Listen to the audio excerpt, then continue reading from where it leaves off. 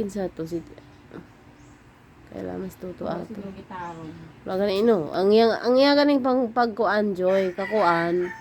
Pati kay Auntie Mimik, iyang gipang banlaw kakuan joy kanang cream silk. Yeah, kabawal ra ba? Ang gani tanawang buhok ni Auntie Mimik unagahi.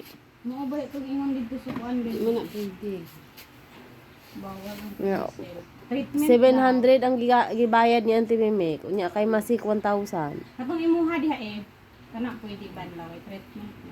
Kaya anak gani no. Sa banan. Dati angging gani nag-rebound sa kuha isa kayong anak kulang pa. Asa? Anong kuan? Diamond din. Gani no pagbanla. Niyan. Gamay na ay mabilin pero gamay na.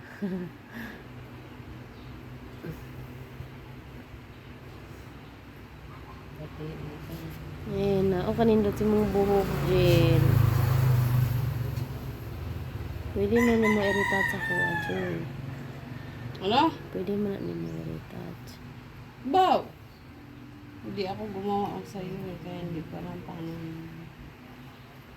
Marunong ka talaga Joy kasi ganon din yung sinasabi ng iba. Ito nga yan. Hindi Oo naman nga. gumawa niyan, hindi ko Pag alam ano, paano yan. pag hindi ikaw yung gumawa, hindi nila alam, ayaw nila mag-ano ng buhok mo, pakialaman. Tanawa to kay Masik, iparitouch niya kay Angging. Unsa da itong kuan gigamit, tapos paano ba yan, ano niya, hindi niya alam, kaya ayaw niya ano, baka ano Nag-revise niya. Next 2 years na pwede marida. Hindi mo alam paano yung nilagay niya dyan.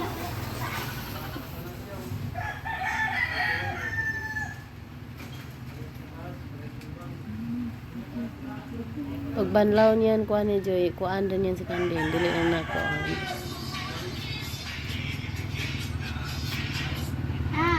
Po.